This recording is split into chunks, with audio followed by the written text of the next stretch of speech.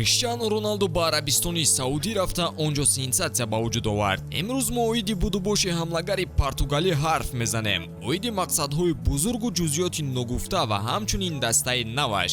ҳатман ба канали мо обуна шавед, зеро мо ба футбол аз дигар нуқта назар мекунем.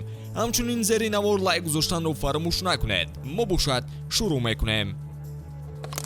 дӯстон, ёдовар мешавем ки навори мо бо дастгирии ширкати Yagex омода шудааст. Yagex сарпарасти эҳсосоти футболӣ. Дар Yagex регистратсия осон ва пардохт аз тамоми гӯшаи канори дунё, вале муҳимтар аз он бонус то $100 бо промокоди Touchfood. Силкаи зарурӣ дар комментария. Ба ҳама муваффақият. шумо аллакай огаҳед ки Криштиану Роналду маоши ҳангомавии $200 миллион дар як соли бозиаш мегирад. Ин танҳо чизи ҳайратовар нест. Роналду дар ин кишвар пешвақт набуд. Ба ҳамин сабаб ӯ хонаи нав надорад. Айни ҳол ӯ ва оилааш дар меҳмонхонае дар пойтахти ин давлат зиндагӣ мекунанд. худи даста низ дар ин ҷо қарор дорад. Роналду ба Арабистон бо ҳавопаймои шахсиаш омад ки дохилаш ба қавле люк ва муҳофизони шахсиаш буданд. ҳарчанд даста ба ӯ амният таъмин карданд, вале Роналду бо худ муҳофизони шахсиашро ҳам овард.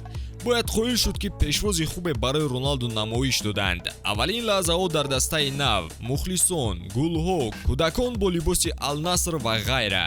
шартнома ба муҳлати 2.5 сол ва $500 миллион ки Роналду имзо кард, ӯро дар таърих баландмаоштарин гардонид ва Роналду бо ин давлат то соли 2030 бояд ҳамкорӣ кунад.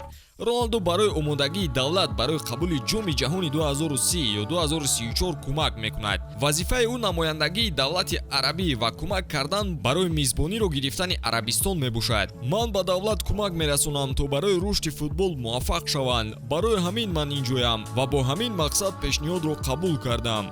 Роналду дар аввалин пресс-конференсия ба дили мухлисон меҳр андохт.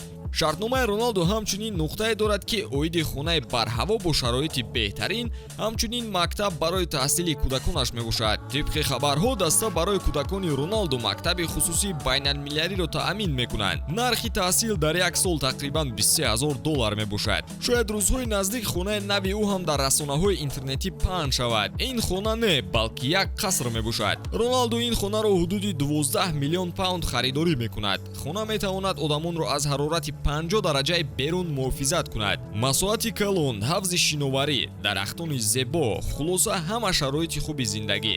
Роналду дар ихтиёр ҳавопаймои шахсӣ барои сафарҳо ба Испания ва Португалия хоҳад дошт. ба назар чунин мерасад ки бори аввал Роналду аз фарзандаш Криштиануи хурдӣ ҷудо зиндагӣ мекунад. ӯ дар академияи Реал боқӣ хоҳад монд.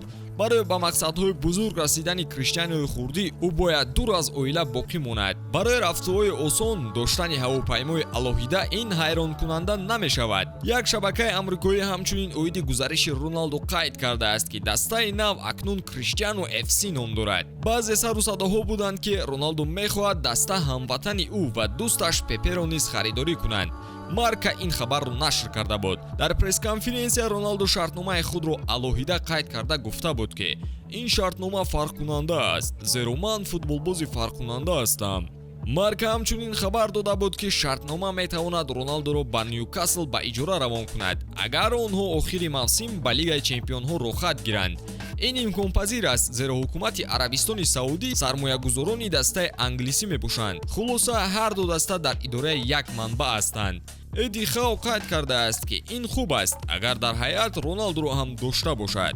Роналду барои Арабистон лозим аст, ҳадди ақал барои ҳунари зебояш, чунки онҳо мехоҳанд обрӯи давлатро дар ғарб баланд созанд ва Роналду роҳнамои онҳо мешавад. пешакӣ қайд кардем ки ӯ ҳамчун сафир барои рушди давлат дар соҳаи футбол хоҳад буд. ба ин ҳам кор анҷом намеёбад. Роналду диққати дигаронро ба ин давлат меорад. масалан ба саҳифаи Al-Nasr нигаред ки 29 декабр 860 000 обуначӣ дошт. Роналду 30 декабр ба ин даста гузариш кард. ҳоло бошад саҳифаи даста зиёда аз 10 миллион обуначӣ дорад.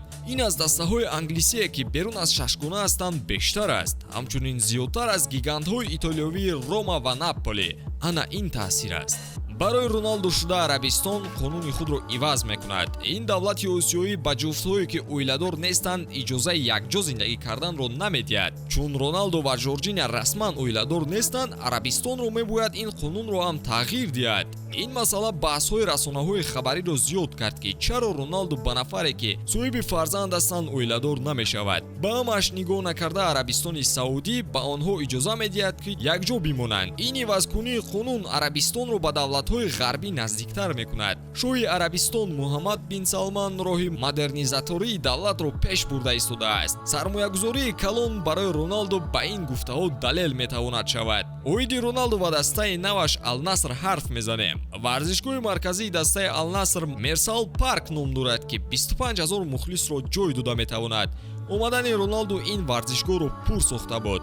дебюти ӯ бояд каме дертар баргузор шавад. сараввал Роналду бояд аз бан озод шавад ки дар Юнайтед гирифта буд. дуюмаш ин ки даста наметавонад Роналдуро ба қайд гирад, зеро дар Арабистон лимит барои бозингарони хориҷӣ амал мекунад. барои номнавис кардани Роналду Ал-Наср бояд як бозингари хориҷиашро фурӯшад. рӯзи 7 январ Роналду ба ҳайат шомил шуд. ин расонаӣ нашуд, вале ҳамлагар Абубакар метавонад ба Манчестер Юнайтед гузарад, зеро аз он даста ба ӯ пешниҳод омадааст. дар назар аст ки Роналду рӯзи 22 январ дар бозии хонагӣ муқобили Ал-Иттиҳод бозӣ мекунад. имкони дебют рӯзи 14 феврал ҳам ҳаст, агар даста бо FIFA барои кам кардани дисквалификатсия ба мувофиқа расад. ҳамааш аз талоши даста вобастагӣ хоҳад дошт. ман на танҳо барои рушди футбол, балки барои пешрафти дигар соҳаи давлат ҳам кӯмак мерасонам. барои ман челленҷи хубе мешавад. ин кӯмак мекунад ман дониши малакаи худро дар чанд соҳа рушд кунам. ман дар ҳақиқат хело хушҳолам ки ин ҷо ҳастам. ман медонам лига боқувват аст. мехоҳам ҳарчи зудтар он ҷо бозӣ кунам. ин суханони Роналду оиди ҳадафҳои ояндааш буд. шумо ояндаи Роналдуро чӣ хел мебинед? дар комментария нависед ва пайгири мо бимонед.